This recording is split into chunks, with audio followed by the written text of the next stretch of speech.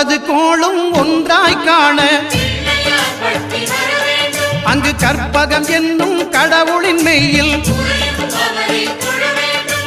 9 கோளும் ஒன்றாய் காண அங்கு கற்பகம் என்னும் கடவுளின் மெய்யில் சூரியன் முதலாய் 9 கிரகமும் பலவித குணங்களை கொண்டிருக்கும் எங்கள் கற்பக தருவில் அவை வரும்போது ஒன்றாய் சேர்ந்து பலனளிக்கும்.